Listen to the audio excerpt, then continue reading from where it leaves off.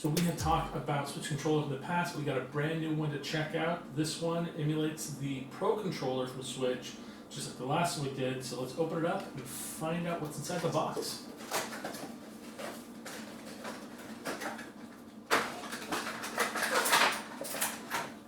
Okay, seems pretty straightforward. Got a little power cord here, USB-C, a limiter on there. That's not bad.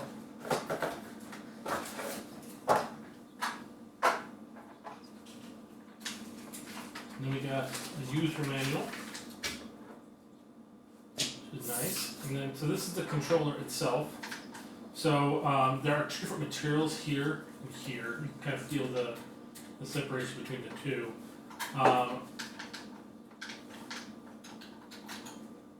As far as the controller feels, it feels a little light. You got your power indicator right here on the controller. Then you also, of course, have your turbo button, your home button. It's already got some juice in it too, crazy. And then, of course, your control buttons, your stick there, and then you additionally have your toggles here and there as well. And an additional switch. So, I mean, it's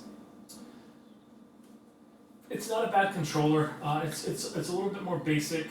I do, however, like the two different color tones on here. I think you should always aim to get controllers that are different from one another. That way you're not, confusing your controller with someone else's controller. And this one is very kind of cool in its style. It reminds me a lot of the blue and red original controllers for the Switch, so that's nice. The buttons feel good here and here.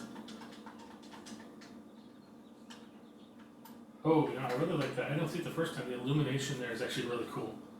I like that a lot. And it goes red. Oh, yeah. Did it connect anything? That's cool. Well, thank you guys so much for checking this out. If you want to pick this one up, put the link down below. Please like, subscribe, and we'll see you guys next time.